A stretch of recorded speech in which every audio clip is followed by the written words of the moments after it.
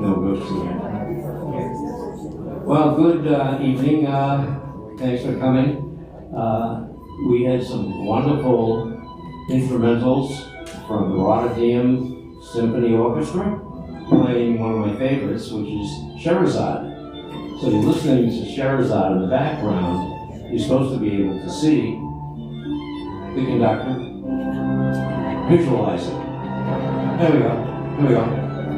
Well, in any case, Scheherazade is one of my favorites. The story is incredible. The music is wonderful. I don't know if you know the story, but it's about the Sultan who found out that his wife was unfaithful to him and had her executed the next morning. In fact, he decided that he didn't like any women, and he decided to have a new wife every night. And every morning afterwards, he would behead her. Well, they ran out of women in this town. So Scheherazade offered to take the place of the next wife. But she didn't want to die. So what she decided to do is come up with a story. A wonderful story with a surprise ending, and she would keep it going till sunrise. The Sultan was so enthused with this story, he didn't kill her. For 1,001 nights, she kept this story going. The Sultan finally gave up. He said, women are okay. We're not going to kill them anymore. And this is the story, and what you were listening to was the first part of a 55-minute prologue to the symphony. You can hear it at your leisure going to YouTube and just put in Scheherazade. It's well worth it. There are a couple of versions, one from Rotterdam, one from Detroit. You can try it. They're a little bit different from each one. But this is sort of why I got involved with the symphony. Way back, when I first came to Hilton Head, I listened to the Rolling Stones, Fleetwood Mac. Well, slowly I found out there was a symphony orchestra here. But before I get there, let me bring you back a little of where I came from. And if this works, we might be in good shape. But can I go backwards now? How about forward? How about anywhere?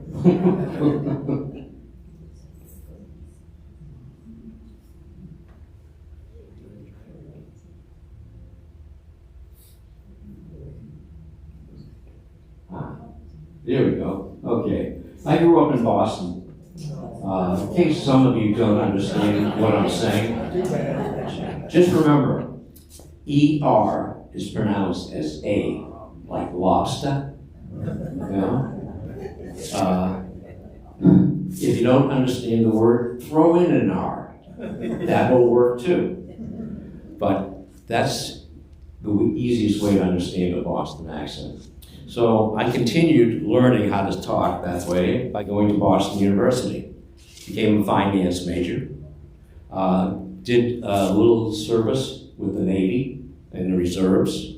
Spent 2 years in payroll in the U.S. Navy on a destroyer tender in Naples. Not too bad duty. But as Gail would tell you, Wayne is my name, finance is my game. It started right at Boston University. Well, I came out of the service and I decided to start a career. Well, I decided to put out a lot of big companies out of business. The first one was NCR, still in business, but the division I was in, I sold computers, the Century 100 and 200. Who did I compete against? IBM.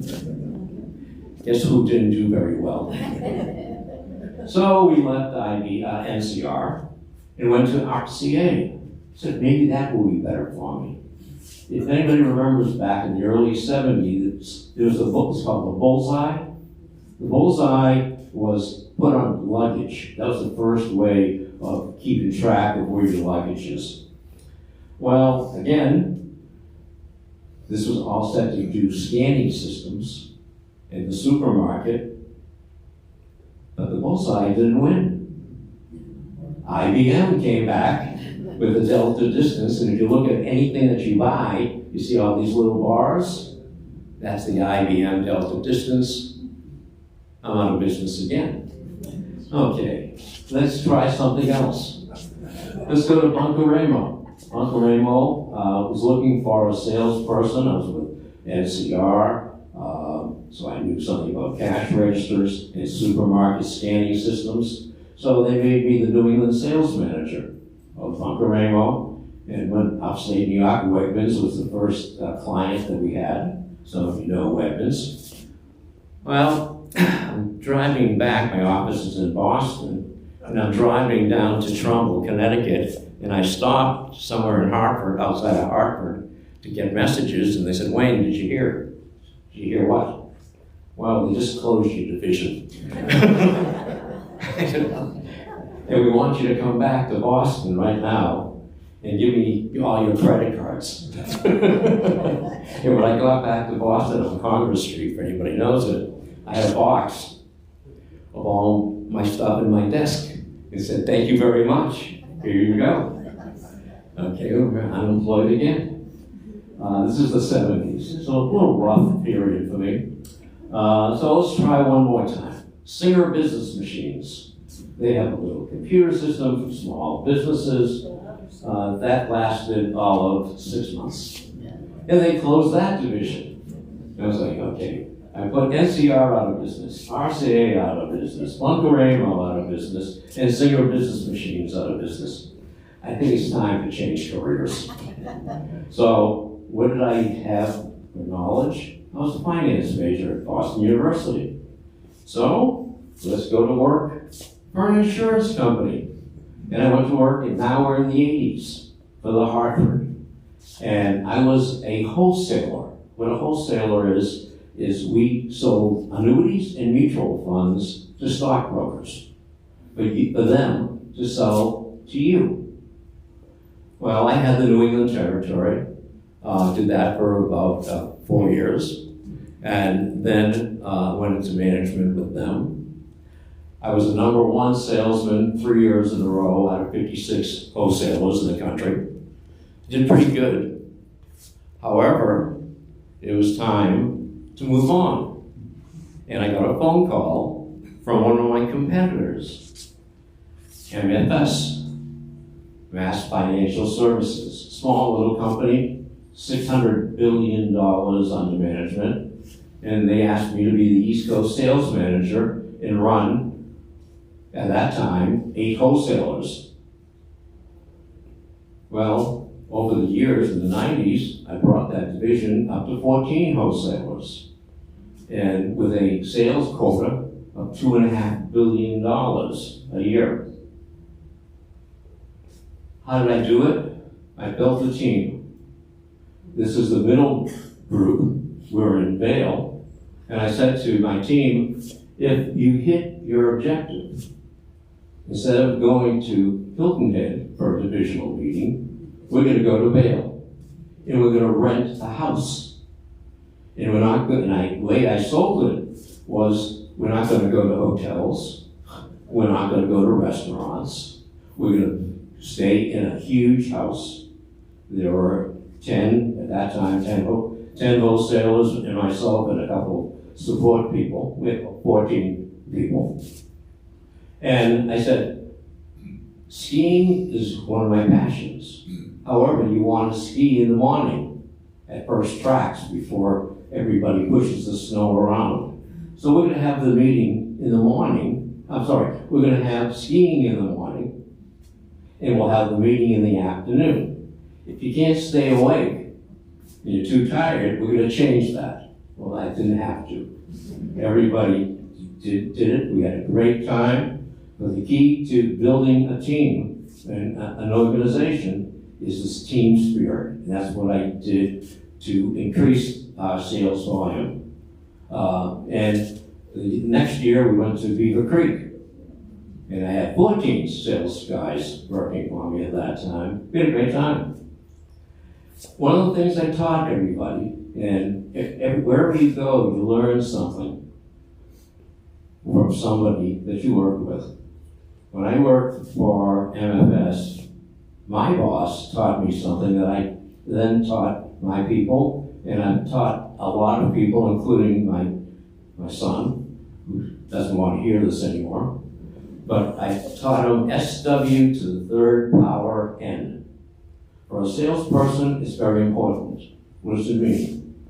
Some will, SW, some won't.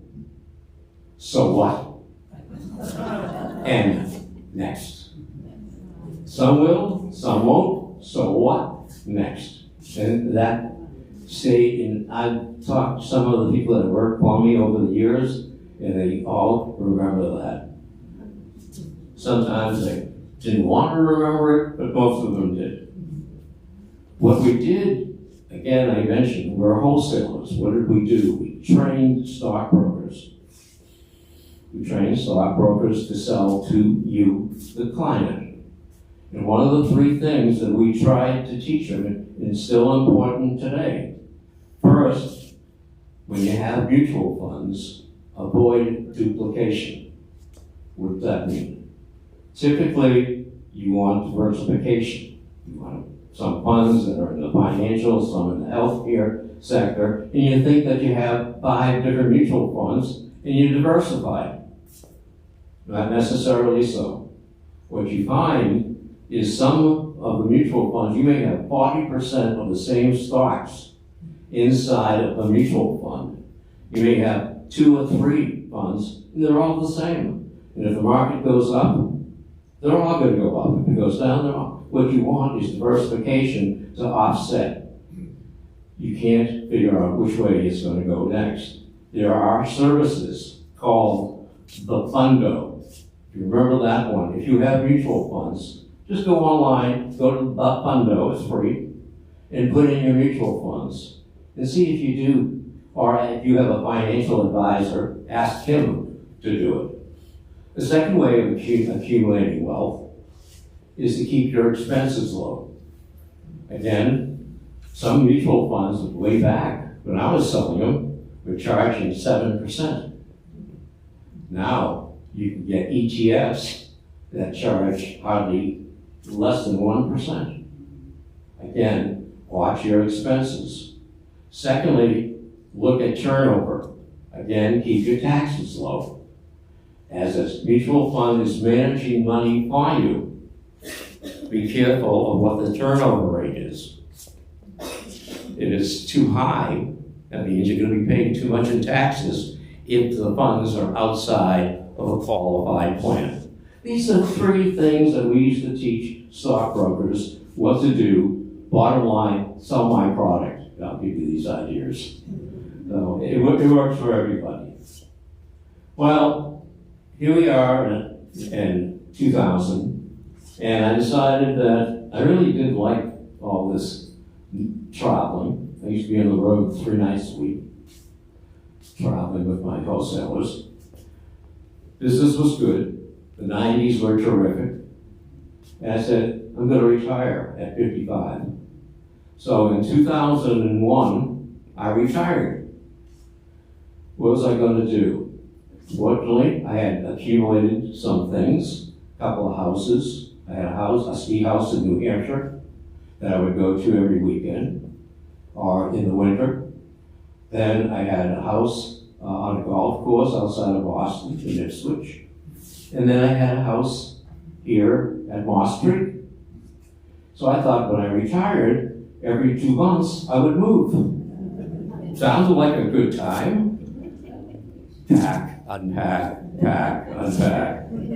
Well, then life hit me. Things changed in my life. And I said, well, what am I going to do now? I have 3 houses. Let's get rid of 2 of them and just stay with 1.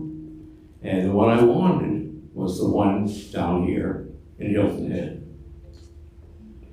Moss Creek.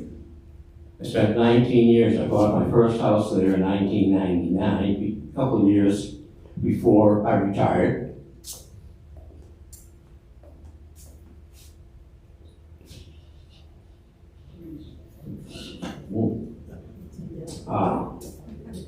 So what am I going to do at Moss Creek?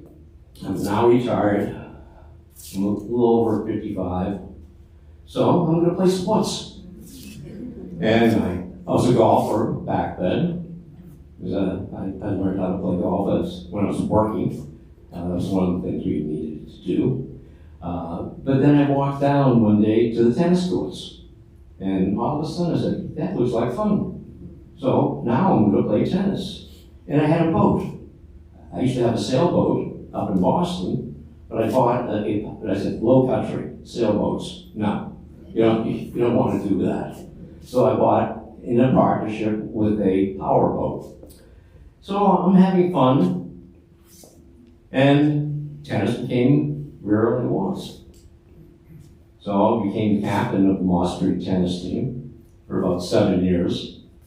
We did pretty good. We came into finals many years. This is 2012. This is my team. We went to states 3 or 4 times. We went into finals. It was a lot of fun. But now we're running into a problem. Just playing sports isn't enough. I needed something to do to keep my mind going. So I met this friend of mine. He says, Wayne, you can talk. How about turtle watching? I go, what? So I can go and give tours at the Coastal Discovery Museum. And I learned and I became a docent.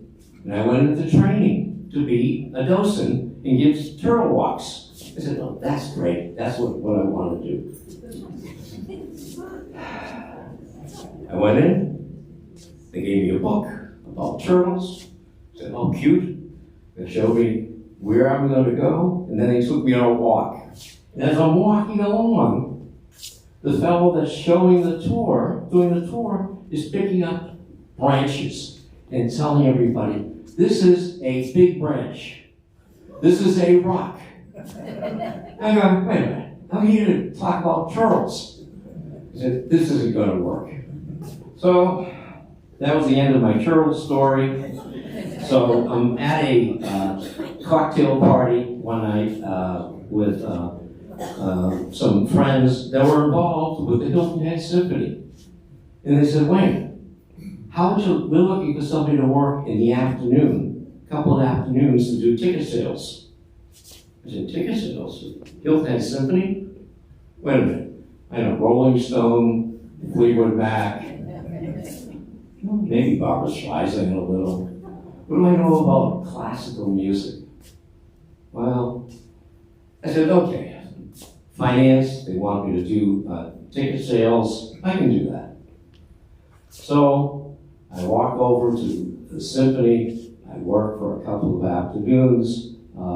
And I meet a couple of people from Tide Point. And who's that? Sheila Standen, Bill Standen.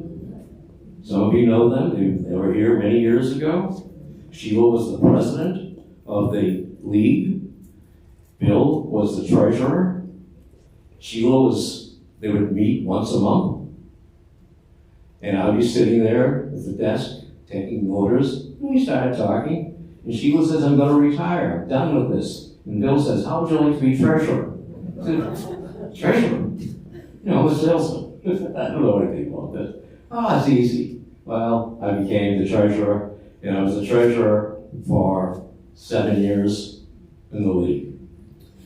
At this time period, at the same time, I started to work the box office on Monday nights, selling tickets. And some of you have seen me there that have come to some of the concerts on a Monday night. And I'm there selling it. I love it because the 20 minutes before showtime, chaos breaks out. Can't find my ticket. I don't like the seat I have. Can I get a ticket near me for a friend?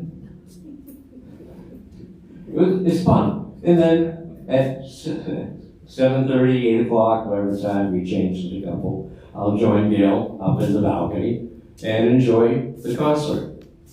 I was the volunteer of the year for the symphony back in 2015. I spent a lot of time doing it. Then I sort of backed off a little. And then last year, I got a phone call from Alan and said, how would you like to be on the big board? I go, what? Well, I'm looking for something to do. Well, now I'm on the finance committee over the symphony. And this year I started doing the marketing committee. And that is now between playing tennis a couple times a week, different investment clubs that I belong to, and now the symphony. I'm having a great time. So while I slowly learned about classical music, especially Scheherazade is one of my favorites, as you can gather. I wish we could have seen it. However, what I'd like to do next is introduce the president and chief executive officer of the Hilton Head Symphony to talk about where we've been, but more importantly, where we're going. Alan, it's all yours.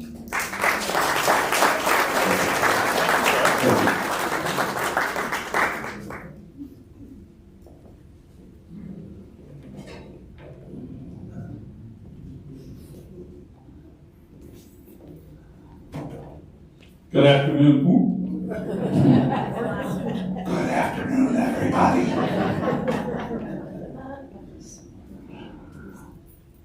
I didn't put a title on my speech, but I guess if I had to, it would have to be like from Boylston Street to Brahms or Huntington Avenue to Haydn. I don't know, something like that. Anyway, thank you for inviting me, Wayne, and for the introduction.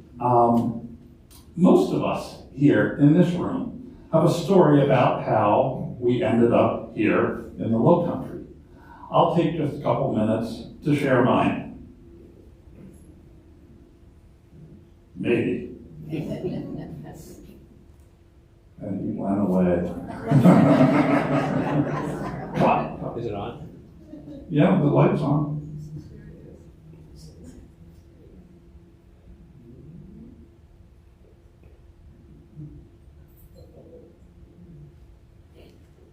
Oh, while he's doing that, isn't that a great picture?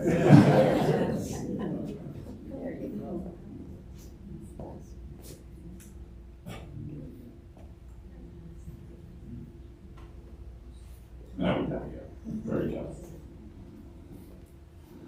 So I grew up in South Jersey. Not Jersey, Jersey, okay? A dedicated Phillies fan, let's not talk about that. Dedicated Eagles fan, we shouldn't talk about that much either. But then, there we go. Then, when I was in high school, my family moved to northern Vermont when I was a senior.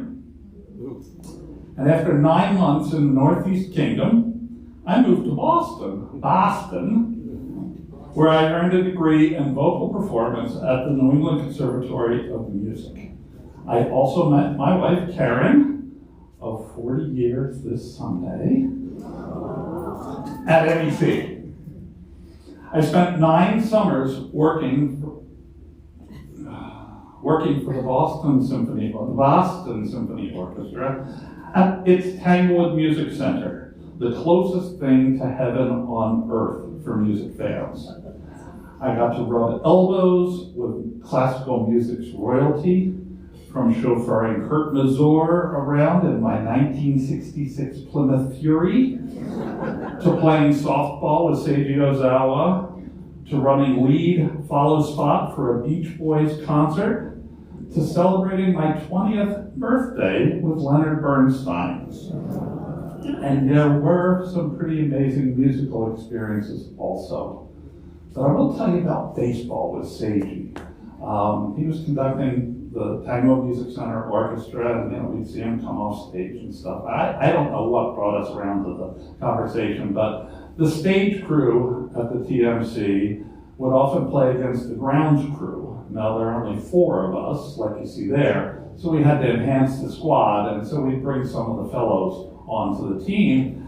And at some point, we were talking, and Seiji was there, and said, come play softball with us. And he came and played, which was great and he was out there pitching.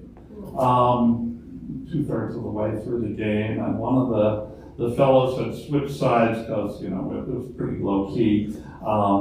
And Seiji tossed off pitch, tossed the ball, and this guy, trumpet player, whacked it. Boom! Hit Seiji in the hand. He's like this. And we are all saying, we're out of the job. Kill the music director. He was fine. He made it. It was all good. Anyway, Karen and I moved to Melbourne, Florida, where I took my first full-time position with an orchestra, and that was with the Brevard Symphony Orchestra of Brevard County, Florida. The starting salary was $17,000, and only that much because they added librarian and stage manager duties to the assistant manager position. So, my wife is from New England, and so the idea of spending summer in Florida, we weren't quite ready for it yet, so I had one more year that we went back to Tanglewood. And during that time, the general manager of the Brevard Symphony resigned. She became pregnant, decided that she had a new career ahead of her. And so they offered me the position. I was there for another 4 years, and we moved again under similar circumstances, this time to the New Hampshire Symphony Orchestra for a director of operations position. It took the executive director there 3 years before moving on to his next job, at which time I was promoted. And then in 1999, the Vermont Symphony Orchestra was looking for an executive director, and I eagerly applied to return to my family's adopted state. Our family, now with 2 young children, took root in the Burlington area where, during my 16-year tenure, we raised $3.5 million for the VSO's first ever endowment campaign, putting them on stable financial footing. And I will say that, timing's everything, right, Wayne? We announced the endowment campaign in 2007. We had planned on a 3-year campaign. We got it done successfully in 4 years. So the VSO played 2 annual statewide tours. An outdoor summer pops program performed at ski resorts, on polo fields, overlooking Lake Champlain at Shelburne Farms. That picture is at Trapp Family Lodge, and other scenic venues around the state. And then during the foliage season, which is just wrapping up now, we performed a chamber orchestra series of programs in tiny towns across the state, in state college auditoriums, historic opera houses, including this one, which is the Derby Line Haskell Opera House, and it straddles the international border. Seriously, that's the hall, but there is a thin black line there on the first floor in the library. That's the international border right there. Can you imagine how hard it would be to do stuff these days out there? Kind of crazy. I mean, the lore includes Ringling Brothers one day performed there, and also there was a time when some of the Beatles weren't welcome in this country. So some of them are living in Canada and others in America. They met and the Beatles performed at the Haskell Opera House. At least that's what they say. It's a good story, right? Okay. After becoming empty nesters, I accepted the executive directorship at the Delaware Symphony Orchestra, bringing me close to my childhood roots. And Wilmington is a very intriguing place with its 200-plus year DuPont history and overbearing influence of the DuPonts even to this day. During my 5 years there, we recorded a CD that earned a Latin Grammy nomination in 2017. The Las Vegas Awards extravaganza included a live performance by a guy named Bad Bunny. At the time, my music director and I were joking at this very funny name, but the Latin world knew back then what everybody knows now, because I haven't heard that, it might be changing by day, but Bad Bunny, last I heard, is going to be the headliner for the Super Bowl show in 2026.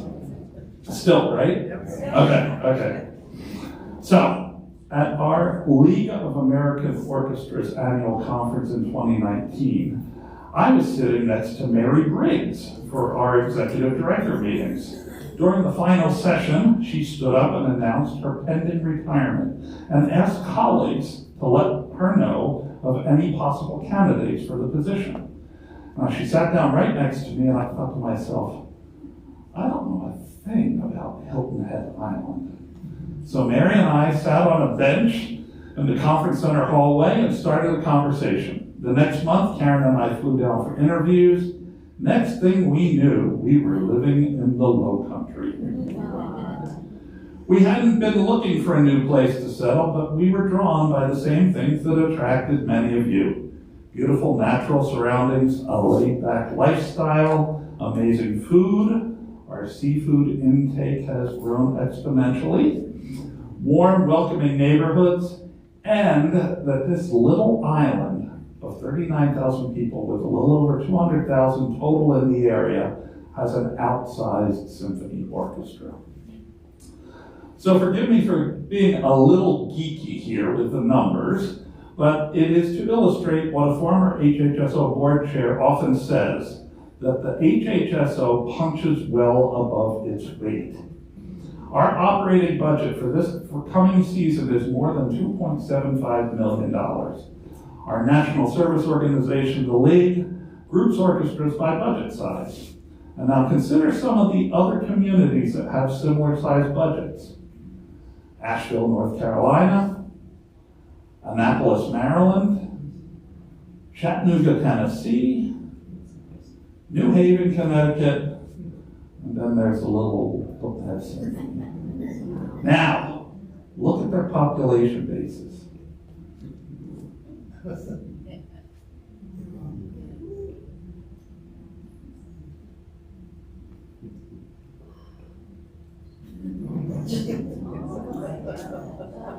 And now, look at the total number of performances presented during the 2023-24 season, which is the last one for which this national data has been collected.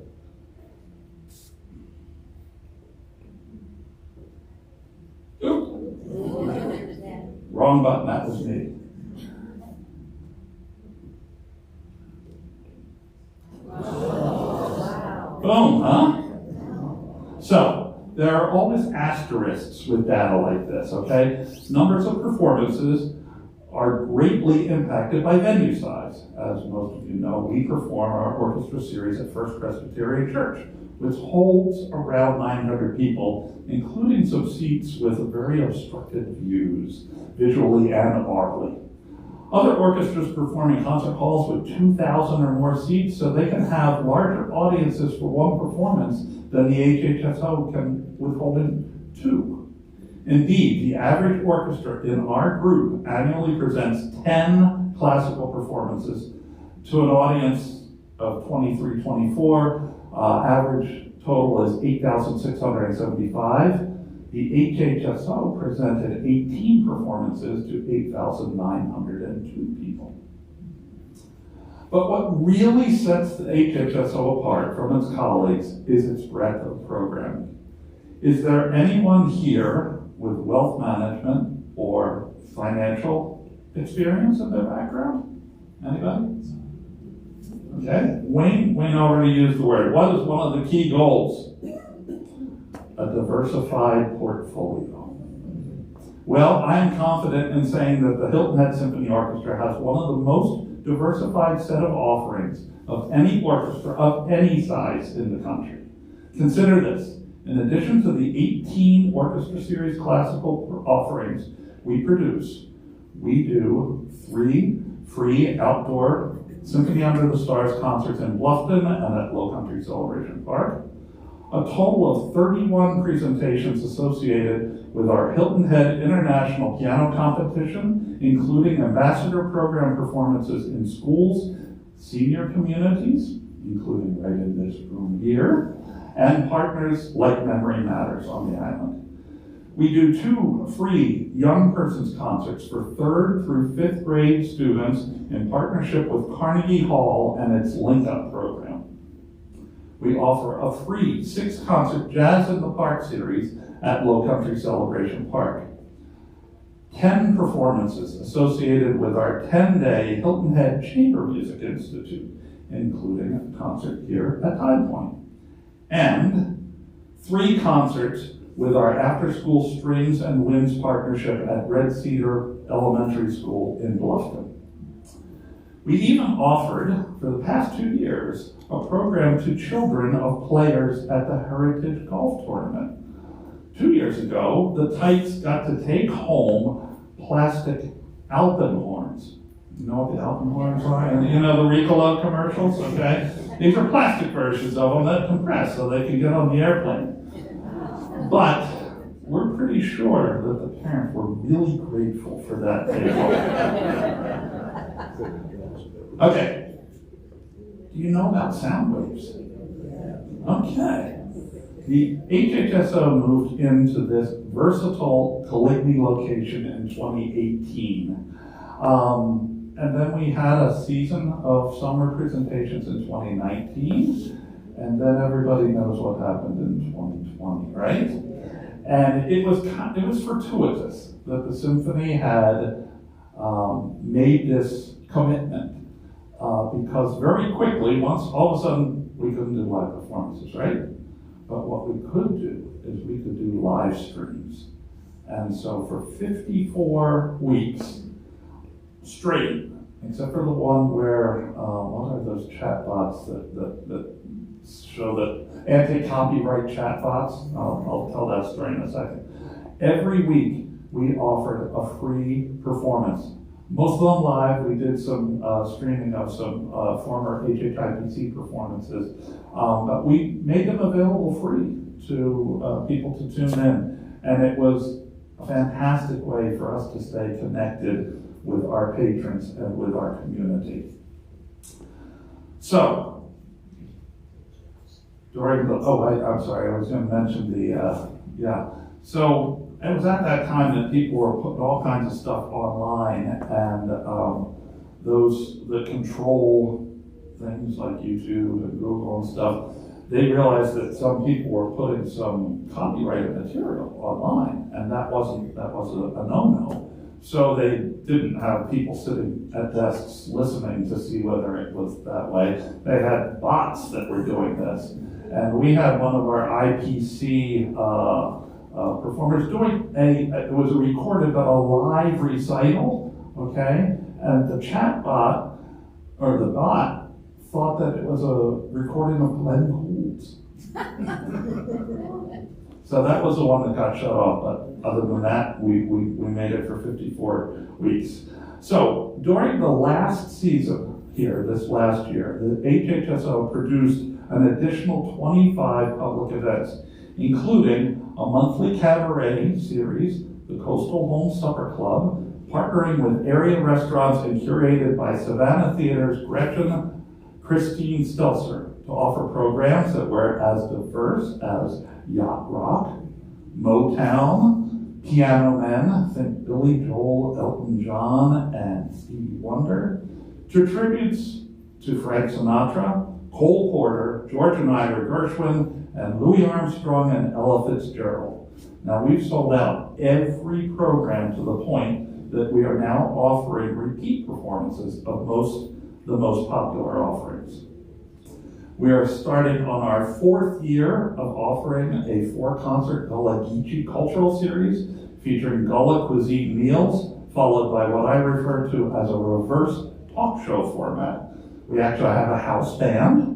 We feature musical artists, storytellers, sweetgrass basket weavers, visual artists, and that's interspersed with interviews with leaders of our local Gullah Geechee community, sharing history, culinary arts, and current events that impact our Native Islanders. The IPC offers a 3-concert Bravo piano recital series, and it's complete with delectable post-recital delicacies. We launched that season just this Saturday night. We also present occasional special events, which have included violinist Tessa Lark in a bluegrass and barbecue program Now, she performed that the night after doing the Dvorak Violin Concerto with the Hilton Head Symphony Orchestra. Last season, I was delighted to bring back my colleague, who was longtime music director at the Vermont Symphony, Jamie Laredo, and he did an evening of chamber music with his friends right before the big snowstorm. Now, next month, we will feature the amazing jazz pianist Marcus Roberts and his trio, following their 2 orchestra series performances that include George Gershwin's Rhapsody in Blue, like you have never heard or ever will again hear. The trio has a new arrangement where they uniquely improvise all of the iconic American works cadenzas at each performance. So Sunday will be very different from Monday. Our Soundwaves calendar continues to expand this coming year, following a very successful party this summer to launch a new bilingual magazine, US Nosotros. We will introduce a new Latin Charm series, beginning with a Feliz Navidad program in December. And then, with support from Island Foot and Ankle, Bull Outdoor, and Olive and Fig Mediterranean Kitchen, we are delighted to announce a new chamber music series, complete with pre-concert dining and featuring members of our own Hilton Head Symphony Orchestra. Are you tired yet? Let me tell you about our upcoming orchestra series. Next Sunday and Monday, October 19th and 20th, we open the season with 2 masterworks. Franz Joseph Haydn's charming Symphony No. 102, the 10th of his 12 London symphonies, composed while he was visiting England at the invitation of the impresario Peter Solomon, and the cello concerto by Czech composer Antonín Dvorak, written while serving as president of the National Conservatory of Music here in America, but while he was summering in a place called Spillville, Iowa. The concerto is imbued with American spirit, including the second movement melody that one might mistakenly assume is a spiritual, but instead was originally composed by Dvorak. The soloist is Christine Lamprey, winner of the prestigious Sphinx competition. And a little fact, Christine performed with the HHSO in 2015 when she was just a teenager. I mentioned the Marcus Roberts Trio earlier. Their November 9th and 10th Orchestra Series concerts feature the first of several programs this season that are celebrating the 250th anniversary of the birth of our country. In addition to Rhapsody in Blue, the All-American program includes 2 works by Kennedy Center composer-in-residence Carlos Simon and Yamacraw, which is a companion piece to the Gershwin, written by James P. Jones. James P. Jones was the guy who wrote this piece called The Charleston. Now, Yamacraw is the name of a famous neighborhood in Savannah, so it's a very close local story. Our traditional Holiday Pops program features Hilton Head favorite baritone Michael Priestley and our HHSO chorus on Thanksgiving weekend. In January, HHSO Principal Oboist Reed Message takes the spotlight to perform Richard Strauss's Oboe Concerto, followed by the Second Symphony of Sergei Rachmaninoff. In February, we feature 2 programs. A night of classics, including Wolfgang Amadeus Mozart's Sinfonia Concertante and the Symphony No. 4 by Ludwig van Beethoven, all led by this brilliant young guest conductor Samuel Lee. And another American tribute later in the month showcases immigrant composers who made their mark as Hollywood composers, as well as a piece called Ellis Island, The Dream of America, which is a sight and sound spectacular by Peter Boyer, featuring the stories of 7 immigrants portrayed by members of the Lean Ensemble Theater. An evening at Hogwarts. The music of Harry Potter will be an event for the whole family, complete with contests, costumes, spells, and the amazing music of John Williams and others in March. We close out the season with 2 blockbusters in April. The Verdi Requiem, with an apocalyptic Dies Irae, followed by the finale, Brahms' second piano concerto with the 2025 Hilton Head International Piano Competition winner, Jonathan Mamora. But wait, there's more. Our free October 16th and 7th in Bluffton and 17th on Hilton Head Island Symphony Under the Stars feature vocalist Victoria Okafor in a cabaret cafe program. Then our free Spring Symphony Under the Stars on April 7th will celebrate America with anthems, patriotic marches, and classics from blues to Broadway, with special guests and past winners of Savannah's American Tradition Vocal Competition, Alicia Humphreys and Michael, I gotta get this right, Michael Macchiato. Now, if the second name sounds at all familiar, it's because Michael just completed a long run on Broadway as, can you guess? Aladdin. Disney's Aladdin. There he is. Our annual youth concerto competition for string players will take place January 31st at St. Luke's Anglican Church, and the 30th annual Hilton Head International Piano Competition runs March 16th through the 21st this year, featuring the youth competitors from ages 13 to 17. We had over 160 applicants to fill 20 finalist slots, and the talent is just beyond words. So there actually is much more, but I think your heads are probably spinning enough. Suffice it to say that the Hilton Head Symphony Orchestra is fulfilling its mission to inspire, enrich, and unite the Lowcountry through excellent live music that is embraceable by all, while we are striving to achieve the vision of music for everyone, everywhere.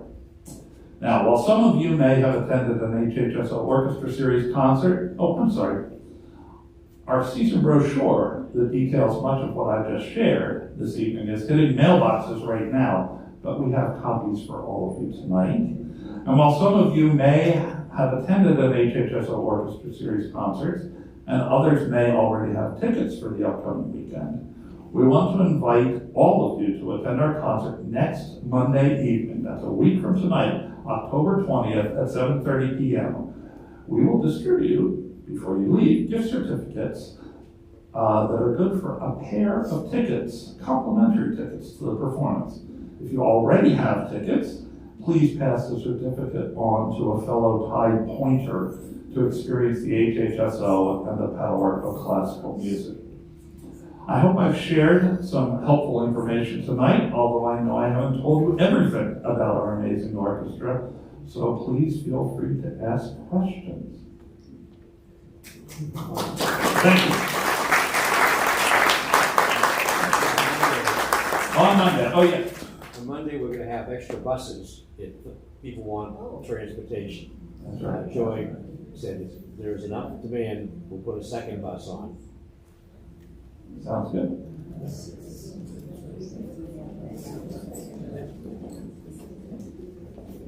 I'll send it to one side of the room.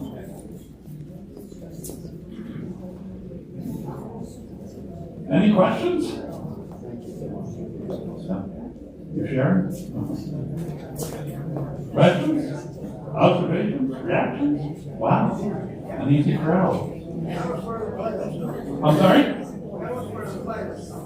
The players, our orchestra musicians, believe it or not, right now, so we have a regular roster of musicians, okay? They play as many of the concerts as they're available for. Of those 55 musicians, 2 of them live in Beaufort County, okay? The rest of them come from Savannah, Charleston, Macon, Statesboro, Charlotte. Our principal harp comes from Cincinnati. And she drives her heart down. I'm sorry?